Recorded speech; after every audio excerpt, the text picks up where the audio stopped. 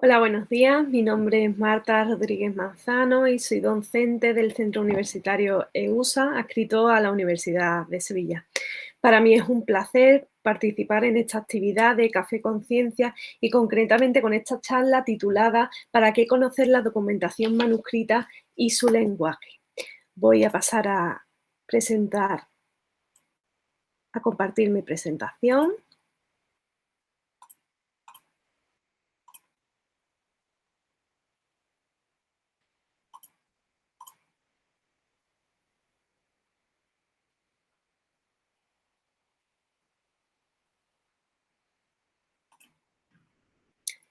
Espero que se esté viendo. Bueno, una pequeña presentación sobre quién soy yo. Mi nombre es Marta Rodríguez Manzano y, como ya he dicho, soy profesora de lengua española en el Centro Universitario ENUSA. Concretamente, imparto clases a futuros periodistas, publicistas y comunicadores audiovisuales.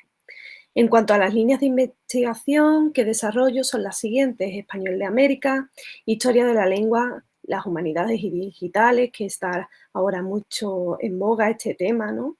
Y también me dedico a profundizar en la enseñanza del español como lengua extranjera. En cuanto a mis temas de investigación, pues básicamente mi metodología es bastante sencilla, ¿no? Me dedico a consultar, tanto presencialmente como de forma online, documentos antiguos conservados en archivos, ¿no? Tanto locales, como aquí en Sevilla, como puede ser el Archivo de Indias, como nacionales, ¿no? O de Madrid, incluso internacionales. Especialmente me centro en el Archivo de Indias de aquí de Sevilla. Una vez que recopilo esos documentos antiguos que están conservados, ¿no?, custodiados en estos archivos, transcribo los documentos y analizo su lenguaje, ¿no? Veo básicamente cómo se expresan los autores a través de los documentos, qué estructura tienen esos documentos, los contenidos que tratan, etcétera. Además, me fijo en las características lingüísticas, ¿no?, como son las fórmulas de tratamiento, como en la adjetivación que se emplea en esos documentos, cómo están escritos, si en primera o en tercera persona, etcétera, ¿no?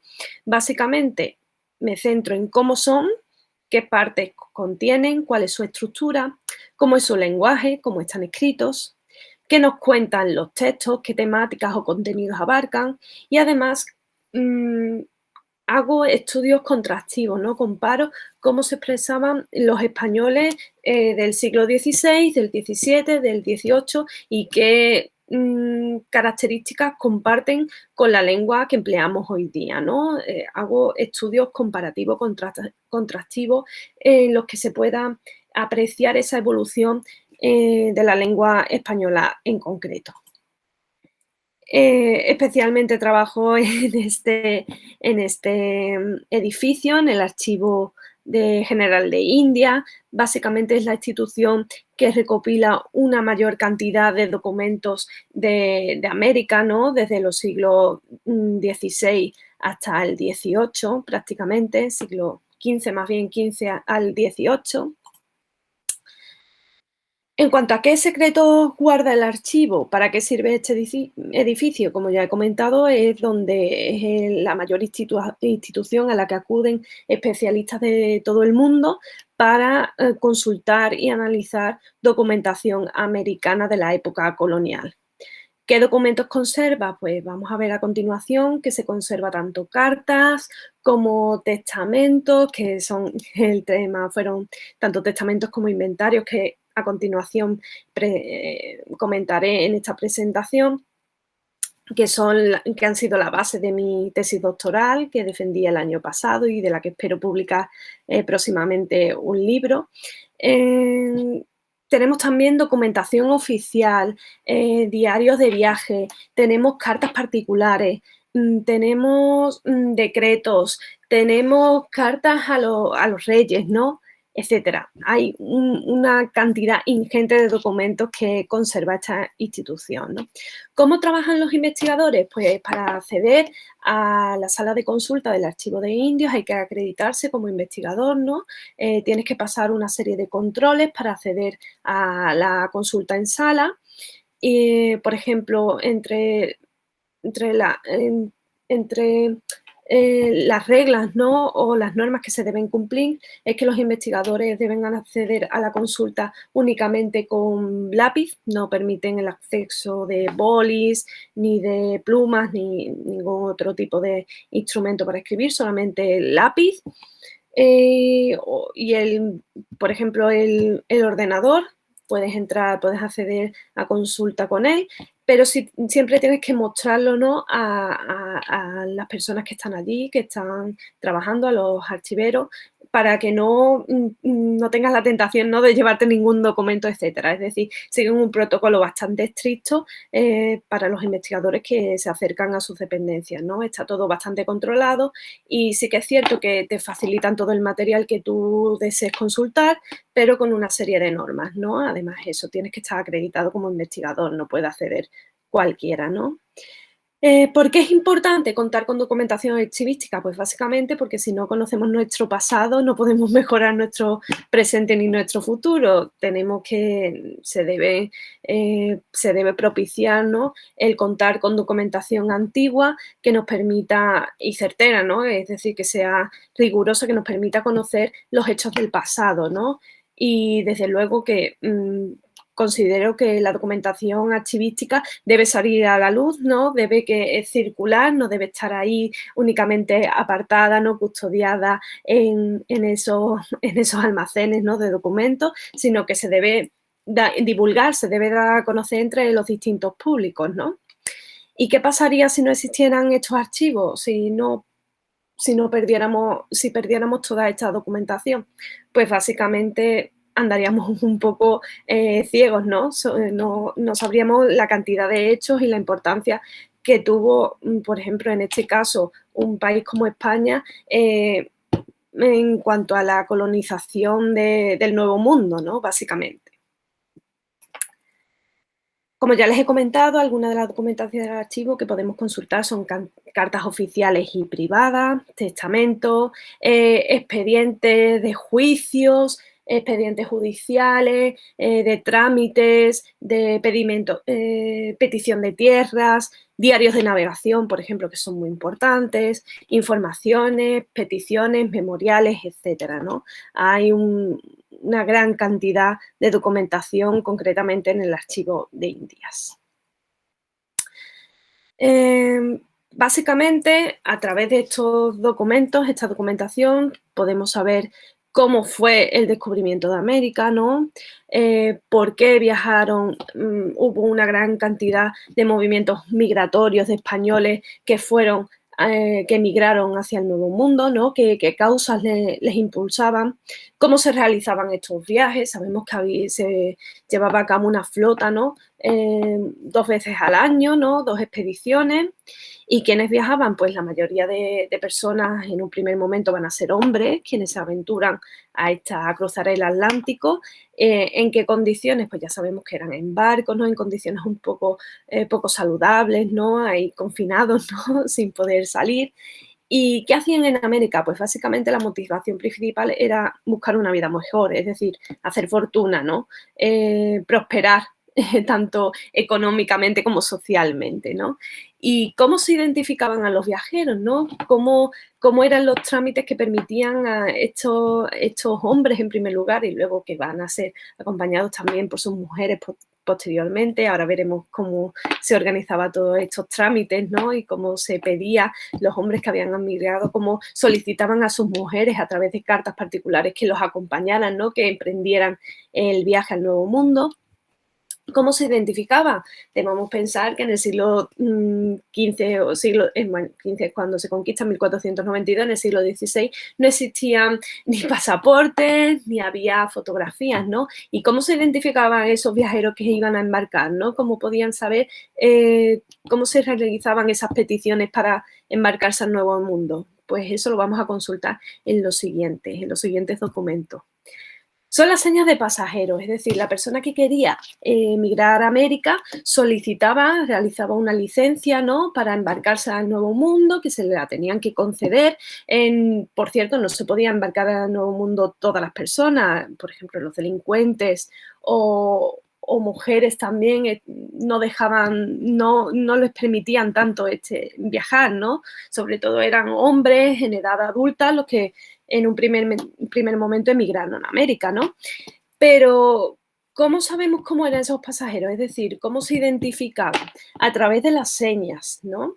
Es muy curioso. Mira, aquí les traigo una muestra de un documento, un manuscrito que tiene una caligrafía bastante asequible, como pueden apreciar, ¿no? De 1607, ¿vale? Es María de los Reyes, viuda de Lorenzo de Espinar, quien solicita viajar a Zacatecas, concretamente, a México, ¿no? Que es vecina de Torrijos, con 2 hijos, uno de ellos Bartolomé de Espinar, y una criada. Ella realiza una petición para viajar a Zacatecas. Entonces, para la descripción, para identificar a esta señora con todos sus acompañantes que van a viajar al Nuevo Mundo, se realiza la siguiente seña, la siguiente descripción. Dice así: las señas de María de los Reyes, vecina de Torrijos. Torrijos es un municipio de Toledo, de Castilla-La Mancha concretamente, y 2 hijos y una criada, que son los que le van a acompañar en el viaje. Es una mujer hasta 40 años, ya sabemos la edad, ¿no? Más o menos 40 años, morena de rostro, cariampollar. Cariampollar significaba mofletuda, ¿no? Gruesa. Tenía un aspecto bastante, ¿no? Bastante sano, ¿no? Con esa cara más bien mofletuda, ¿no? Cariampollar. Y los 2 hijos, el uno es de edad de 20 años, ahí vemos como hay una abreviatura, moreno de rostro alto. Y el otro es de 25 años, moreno, y la barba negra, color castaña, alto de cuerpo. También se nos da una descripción de la criada que acompaña a esta familia, ¿no? A esta señora con sus 2 hijos de 20 y 25 años. La criada de 25 años, moza blanca de buen cuerpo, ¿no? Estas son las descripciones que tenemos de esos pasajeros que solicitan viajar a América. La segunda seña les traigo de, creo que es la misma, nos ha pasado la diapositiva. Aquí tenemos también otra seña de Violante Luis, ¿no? Mujer de Antonio Duarte que quiere pasar a México, ¿no? Donde reside su marido. Aquí tenemos un caso de un marido que ha emigrado y que solicita que su mujer, una vez que han transcurrido unos años, que él se ha asentado ya en el nuevo territorio, solicita que le acompañe, ¿no? Dice lo siguiente: las señas de la licencia de doña Violante Luis son las siguientes. Doña Violante Luis es de 28 años, trigueña. Trigueña es que tenía color de trigo maduro, morena, básicamente. Ojos grandes. Doña Isabel Jorge, su hermana, es de 22 años, hoyosa con hoyuelos, ¿no? Con estos huequecitos, ¿no? Como si tuviera hoyos en la cara. Y blanca. Doña Francisca Duarte, hija de su marido, de doña Violante Luis, de 17 años. Cejijunta. Doña Catalina, de 10 años, morena, ojos negros. Diego, de 7 años, moreno, ojos negros. Juan, de 5 años, blanco. Zarco. Zarco es un adjetivo que se refiere a las personas que tienen los ojos de un azul claro. María, de 3 años, blanca y zarca también, con ojos azules claros. Y Simón Fernández, de 44 años, entrecano, ¿no? Que comienza a encanecer su pelo, moreno. Esta es otra de las señas que nos encontramos en el archivo de Indias, ¿no? Que podemos consultar. Ya hay mucha documentación digitalizada y está disponible para cualquier persona que desee consultarla. La última seña que les traigo es la de Luisa Vázquez, que es una viuda natural de Torrijos, de Toledo, de Castilla-La Mancha, que va a vivir con su hermano residente en México, con 2 hijas y su criado Hernando de Avellaneda. Se nos dice la siguiente. Comienzan todos estos documentos, fíjese que comienza con una cruz al inicio, ¿no? Las señas de Luisa Vázquez son: es una mujer de edad de 44 años, de buen cuerpo, alta, con las narices grandes y un lunar en medio de los pechos. Y el criado, de buen cuerpo, barbinegro, de edad de 42 años, que dijo que juró a Dios y esta cruz, y hay una representación de la cruz, que se lleva para su servicio. Y se llama Hernando de Avellaneda y lo firmó de su nombre. Y vemos que aparece la firma de Luisa Vázquez, ¿no? Esta señora sabía escribir, cosa un poco rara en aquella época, en el siglo XVII, ¿no? Y firma de forma manuscrita, con su propia mano, las señas que se aportan de ella para emprender el nuevo viaje, ¿no? Para identificar a esos pasajeros que se embarcan hacia América. Otra seña que tenemos, pero en este caso es de un expediente de una familia, de unos señores que emigran hacia Filipinas en 1621, es la siguiente. Don Antonio de Céspedes, de edad de 20 años, moreno, de rostro, de mediana estatura, natural de Ciudad de Rodrigo. Ciudad de Rodrigo, si me permiten, lo voy a consultar, es un municipio de Salamanca perteneciente a la comunidad de Castilla y León. ¿Qué más se nos dice? Bueno, y también está Francisco Rodríguez, por criado, es el criado de Antonio Céspedes, del dicho capitán don Miguel de Jaque de los Ríos, de edad de 18 años, de buen cuerpo y blanco de rostro, ¿no? Vemos que hay infinidad de señas de pasajeros. Claro, nos planteamos la siguiente duda: ¿cómo se comunicaban estos emigrantes, ¿no?, que partían a América con sus familiares que se mantenían en la península, ¿no?, en España? ¿Qué les contaban? ¿Cuál era su opinión sobre América? ¿Les alentaban a realizar el viaje, a emprender esta aventura, o estaban arrepentidos, echaban de menos a sus familiares, ¿no? ¿Cómo era esa actitud? Todo eso lo podemos conocer a través de las cartas particulares. Esta que les traigo aquí es una carta que está transcrita por Francisco de Ote, ¿no?, que es un historiador muy famoso que hizo una recopilación y transcribió todas estas cartas, ¿no?, de migrantes que escriben a los familiares que se mantienen en la península, ¿no? Pues aquí tenemos Francisco de Vázquez a su hermana Leonor Vázquez en Villanueva de Barcarrota, que es un municipio de la provincia de Badajoz, en Extremadura. Le escribe desde México, desde Atrisco, el sábado víspera de Domingo de Ramos de 1581, en el siglo XVI, ¿no? Y fíjense lo que le comenta. Señora hermana, esta será para hacer saber cómo estoy bueno, bendito nuestro Señor Dios, y con harto deseo de os ver. Yo pienso, siendo Dios servido, de mí ir a esa tierra, y si no fuere por las malas nuevas que dan de Castilla, enviaré por vosotras, ¿no? Ahí hay una intención de que sus hermanas acompañen a este señor que está viviendo en México. Irá Pedro Álvarez, que ha de ir por sus hermanas. A esta causa no os envío dinero. Recibí una carta el año pasado de la cual me decía los trabajos que habéis tenido, ¿no?, las penurias, los sacrificios económicos que han tenido, ¿no?, la pobreza que han sufrido. Bien lo entiendo, será así, mas entiende que no os tiene Dios olvidadas, porque es gran Señor. También me decía otras cosas que os han pasado. No tengas pena ninguna, que yo enviaré por vosotras. Es decir, se reafirma en su decisión de trasladar, ¿no?, de socorrer a sus hermanas y proveerles los trámites y la cantidad de dinero suficiente para que ellas puedan emigrar a México. Y os enviaré con que tengas de comer, que harto me ha dado Dios nuestro Señor. Y así me escribid luego si os queréis venir o no a esta tierra. Nuestro Señor os dé el descanso y contento que yo os deseo. De las Indias, del Valle de Atlisco, y de marzo, sábado, víspera de Domingo de Ramos, vuestro hermano que mucho quiere, Francisco Vázquez. Esta es una muestra de las cartas privadas que tenemos de estos emigrantes, ¿no?, del siglo XVI. Estas cartas básicamente eran una prueba cuando solicitaban una licencia para viajar a América.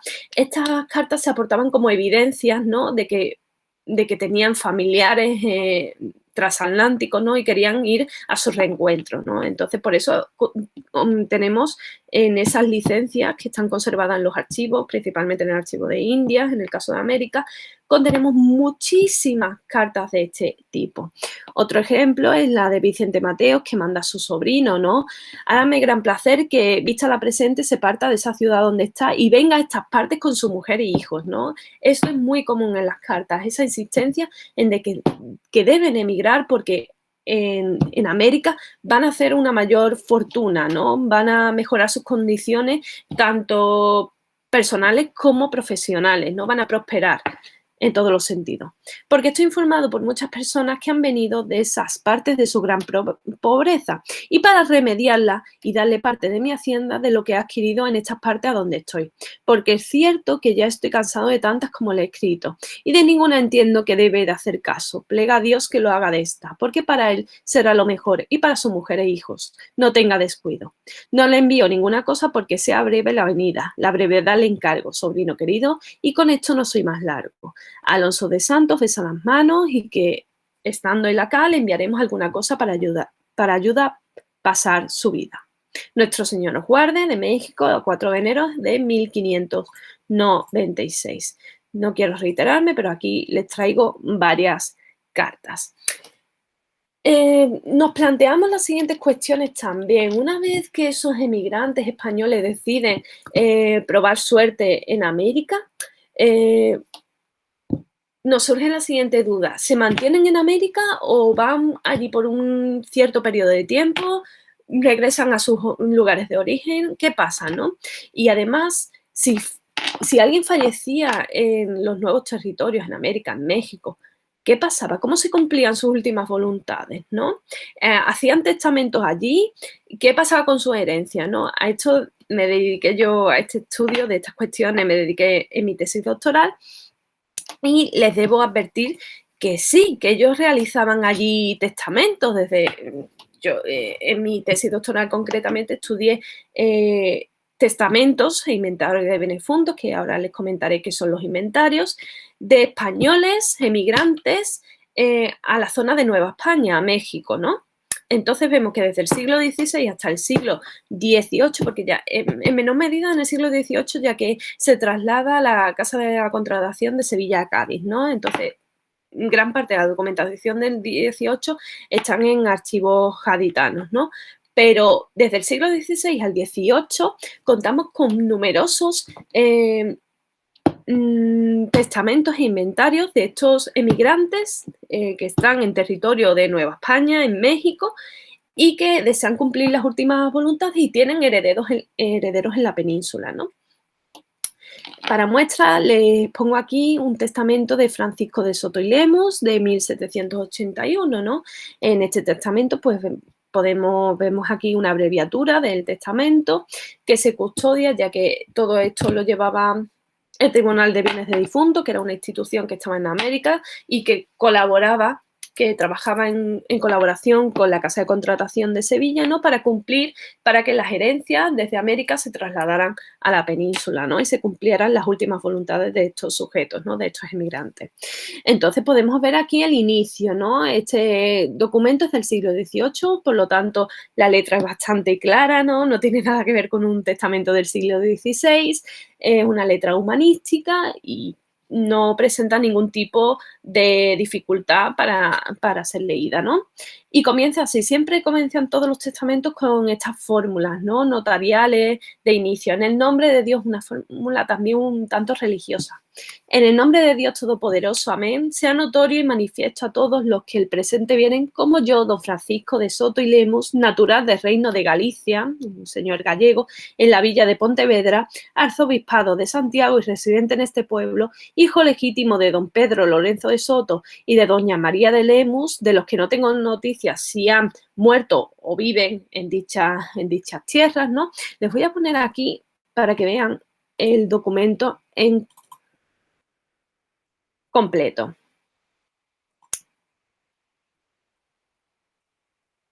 Este es el expediente que yo solicité para consultar y aquí tenemos todo el testamento de este señor, ¿no? Ven cómo está en papel sellado al inicio y comienza el testamento aquí, ¿no? Pues podemos ver que están todos los datos, se nos dice, se nos dan los datos personales de el difunto, ¿no? El estado de salud también nos lo comentan por aquí. Hallándome enfermo en cama, del achaque que Dios nuestro Señor ha sido servido darme, más en mi entero juicio, porque esa era un rasgo fundamental, una norma. La persona que testaba, que declaraba sus últimas voluntades, podía estar enfermo físicamente, pero psicológicamente tenía que estar en su entero juicio para poder otorgar testamento, ¿no? Creyendo, aquí manifiesta sus creencias, tanto religiosas, etcétera. Podemos ver también cómo dispone dónde debe ser enterrado en la página 8. Y te mando que cuando la divina majestad de Dios nuestro Señor fuere servido llevarme de esta presente vida, mi cuerpo sea sepultado en la iglesia parroquial de este pueblo delante del altar de Nuestra Señora de los Dolores, ¿no? Dice cómo dispone cómo quiere que sea su funeral y su entierro. Nos comenta en la página 10 que es soltero y no tiene hijos, ¿no? Por lo tanto, la herencia, aquí nos lo dice, ítem declaro no haber sido casado, por lo que no he tenido hijos que me puedan heredar, ¿no? Por lo tanto, es libre de disponer su herencia a los herederos que considere, que en este caso va a declarar como herederos a sus hermanos, ¿no? Ítem declaro que ha dicho mis hermanos, a excepción de don Pedro de Soto y Lemos, por ser cura y no tener necesidad alguna, los dejo y nombro por mis únicos y universales herederos. Son todos los que van a heredar su fortuna, ¿no? Sus bienes. También hace una declaración de las deudas, que esto también es muy normal en los testamentos de la época, y tendré claro no deber a otra persona alguna, ni muchos, ¿no? Aquí creo que comenta que debe 50 pesos de la renta de la casa en la que vive, pero que no tiene numerosas deudas. En la página 14 también se nos hace una relación de los bienes que tiene, ¿no? Él declara en su testamento cuáles son sus posesiones. Primeramente, 40 mulas aparejadas de lazo, ¿no? Tiene 40 mulas, tiene 3 caballos, 2 bueyes, 18 cargas de sal, ¿no? Por los bienes que tenía este señor, don Francisco de Soto y Lemos, gallego, que emigra a la zona de Nueva España, tenemos la sensación, por todo lo que documenta en sus bienes y en su inventario, ¿no? Las posesiones que posee, que debería dedicarse a algo, a una profesión vinculada a la ganadería o a la agricultura, ¿no? No sabemos exactamente si era arriero, si era propietario de algunas fincas con animales o etcétera, ¿no? Pero ya un poco los bienes que tienes en su testamento nos da una pista sobre a qué podía haberse dedicado este señor y de dónde viene toda esa cantidad de bienes que relata, ¿no? Que enumera en su testamento. Tiene una escopeta, tiene baúl con ropa, el ajuar de casa, ¿no? Nos hace una descripción bastante exhaustiva de todos los bienes que posee. Por último, en la página 17 nombra los albaceas, que son los albaceas, son las personas que se van a encargar de que este testamento se cumpla, ¿no? Y las últimas voluntades se lleven a cabo. Pues nombra como albaceas a don Pedro Espejel, vecino y labrador. También, fijaros, labrador, ¿no? Cómo están vinculadas aquí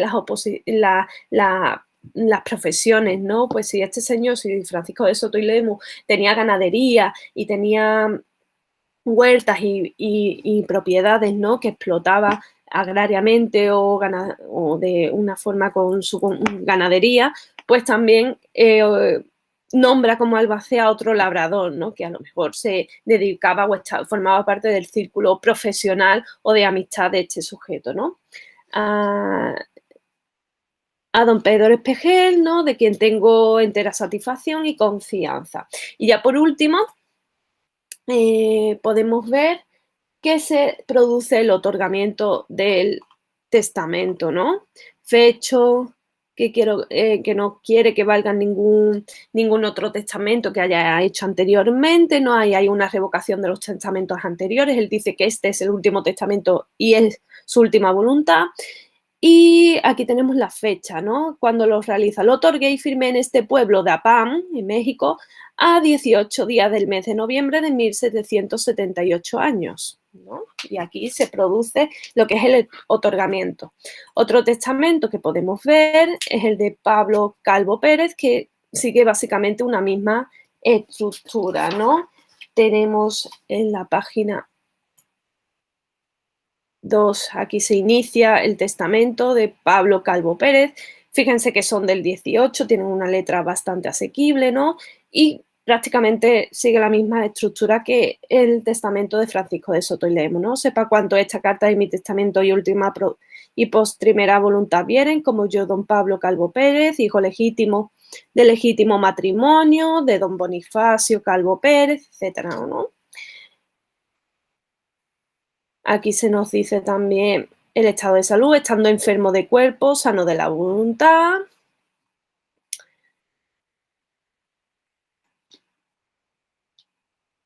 En la página 5 nos dice, este testamento es un poco más breve que el anterior, dice que quiere que el cuerpo mando a la tierra, de que fue formado, y cuando Dios,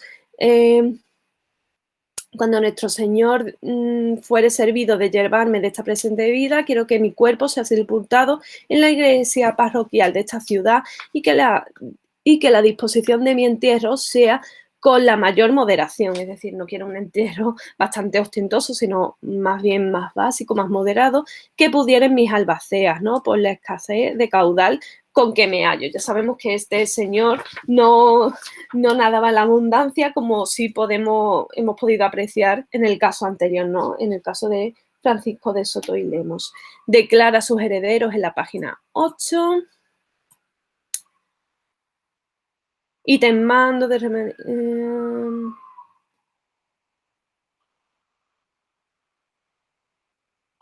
deja como heredera a su mujer, ¿no? Dice, y pagado este mi testamento, es decir, pagar las deudas y todas las cantidades que tenga pendientes, deja la dicha Juana Pérez Delgado para que la susodicha como mi mujer, su esposa, deja básicamente como heredera a su esposa, y por lo mucho que la ha estimado, lo haya para sí, para ayuda y alivio a su viudez. Deja mejorada en la herencia a su esposa, básicamente.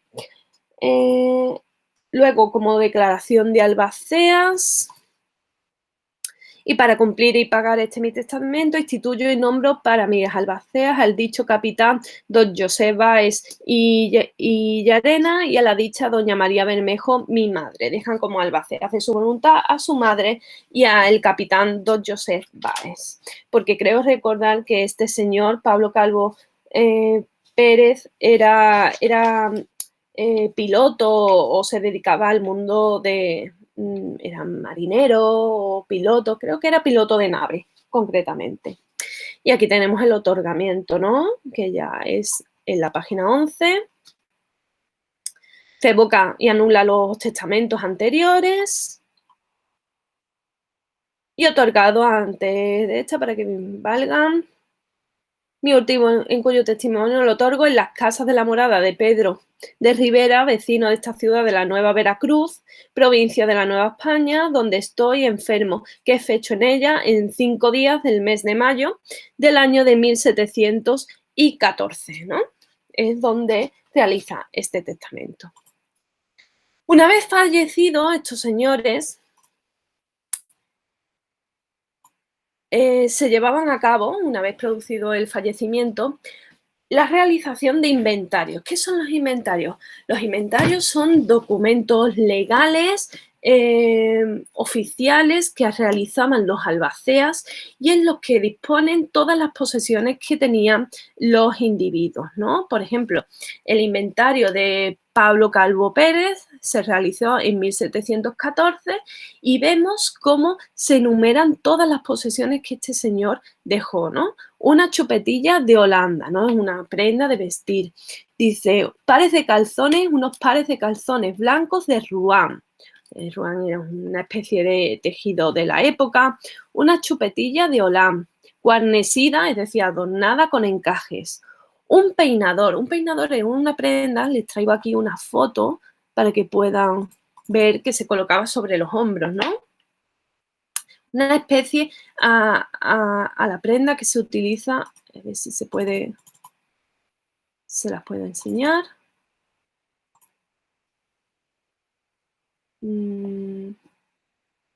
Aquí no.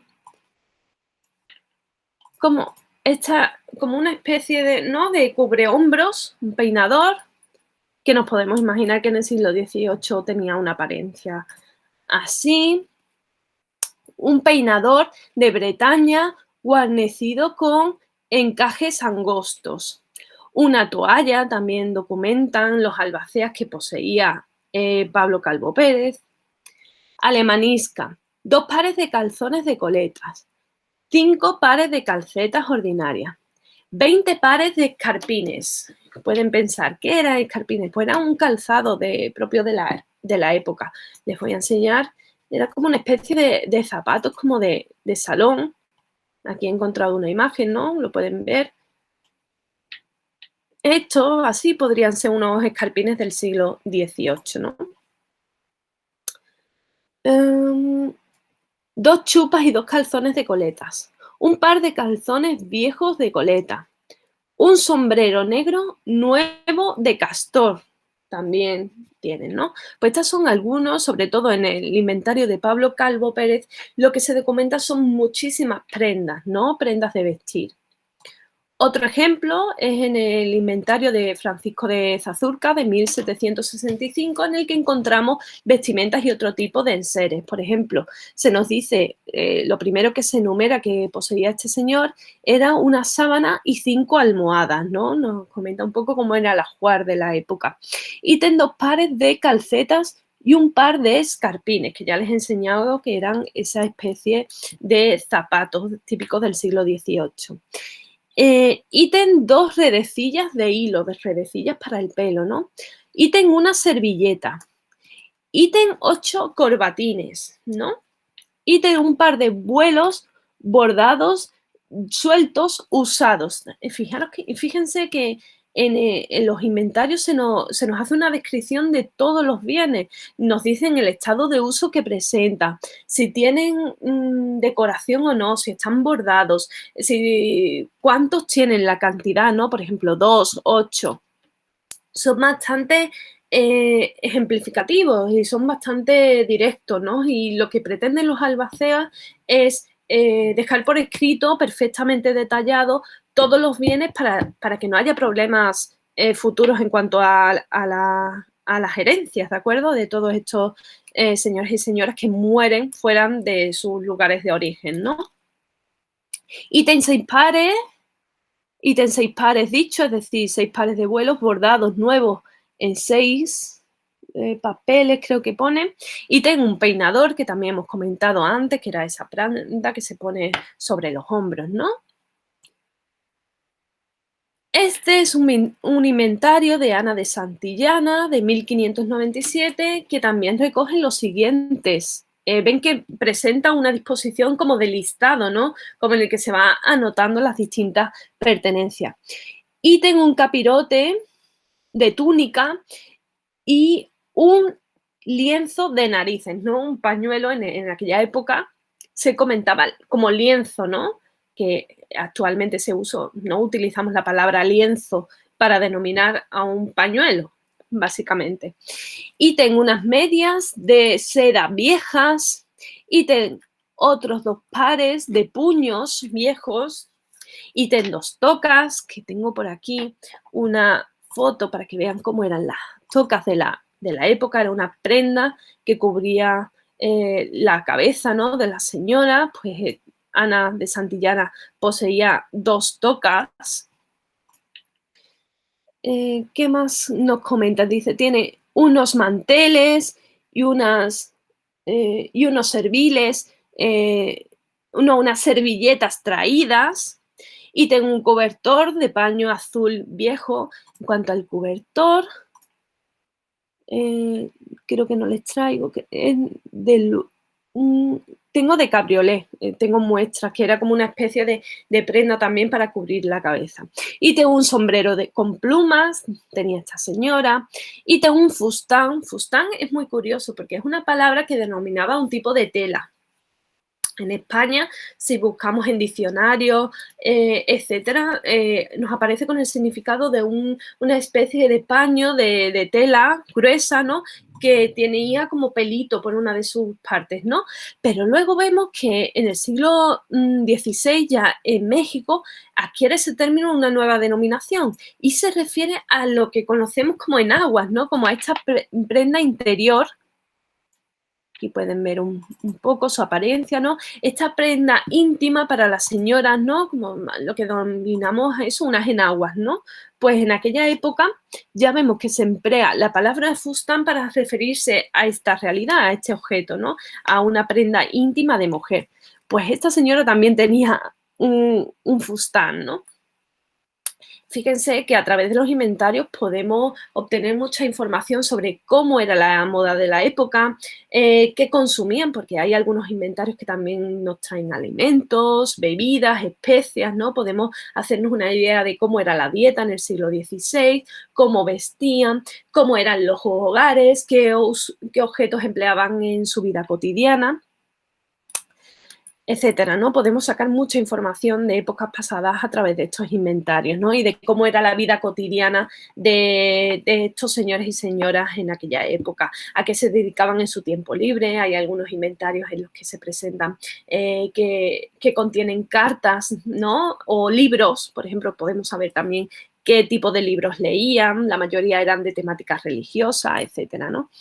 Y tengo una camisa vieja, también tenía Ana de Santillana, un manto de soplillo. Soplillo es como, era una especie de tejido como de seda, ligero, ¿no?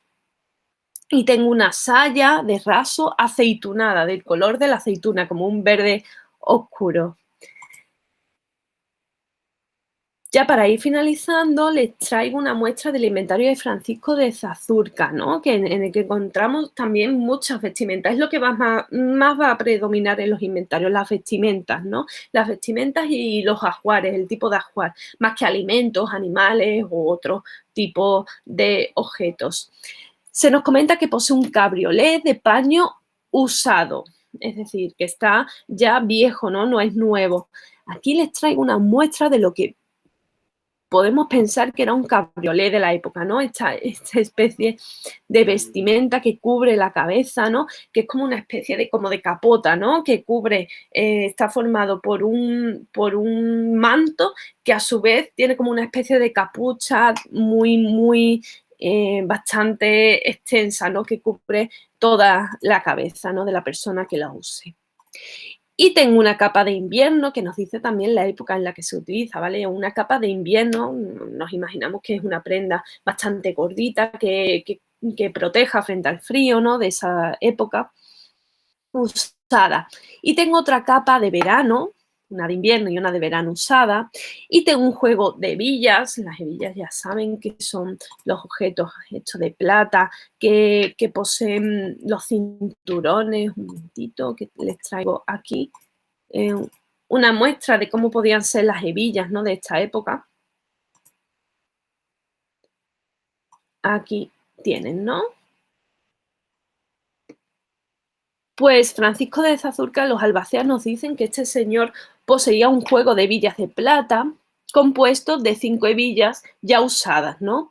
Y tiene un espadín, que también podemos tenerlo por aquí, un espadín de la época, un espadín de plata, les traigo aquí una muestra de cómo podía ser. Un espadín de plata usado, 16 camisas de vuelo bordadas, 4 dichas, 4 camisas de vuelos llanos, 18 chalecos de cotonia y 4 chalecos de Bretaña, ¿no? De distintos tejidos.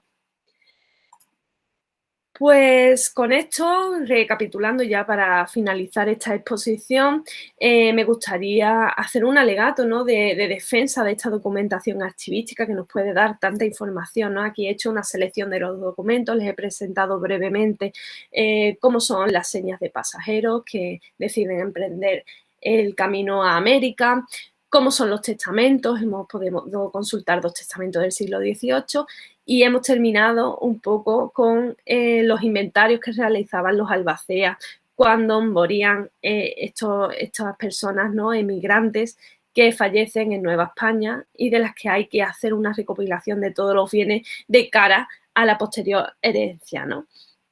Espero que les haya interesado, espero que hayan aprendido sobre todo.